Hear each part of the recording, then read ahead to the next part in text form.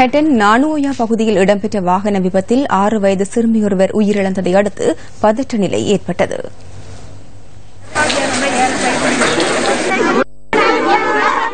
இன்று காலை 7 மணியளவில் பாடசாலை செல்வதற்காக 6 வயது சிறுமியொருவர் பாதசாரி கடவையை கடக்க முற்பட்ட போது டிப்பர் வண்டி ஒன்று மோதி விபத்து நேர்ந்துள்ளது.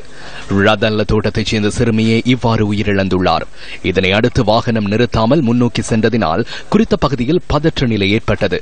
இதனை அடுத்து பிரதேச மக்களால் டிப்பர் வண்டிக்கு தீ மூட்டப்பட்டுள்ளது. இதன் பின்னர் வாகன சாரதி நானோய போலீசில் சரணடைந்திருந்தார். எனினும் குறித்த இடத்திற்கு சாரதி வரும் வரை சடலத்தை அகற்றுவதற்கு அனுமதிக்கப் போவதில்லை என மக்கள் தெரிவித்திருந்தனர். ஹட்டன் நுவரேலிய பிரதான வீதியை மறைத்து பிரதேச மக்களினால் சுமார் 8 மணி நேரம் கவன ஈர்ப்பு போராட்டம் முன்னெடுக்கப்பட்டது. இதன் காரணமாக ஹட்டன் நானோய பிரதான வீதியின் வாகன போக்குவரத்து ஸ்தம்பிதமடைந்தது. மேலும் குறித்த பகுதியில் பதற்ற நிலை அதிகரித்ததை அடுத்து போலீஸ் விசேட அதிரடி படையினர் அங்கு குவிக்கப்பட்டனர். இதன் பின்னர் நுவரேலியா மாவட்ட நீதவான் சம்பவ இடத்திற்கு வருகை தந்திருந்தார்.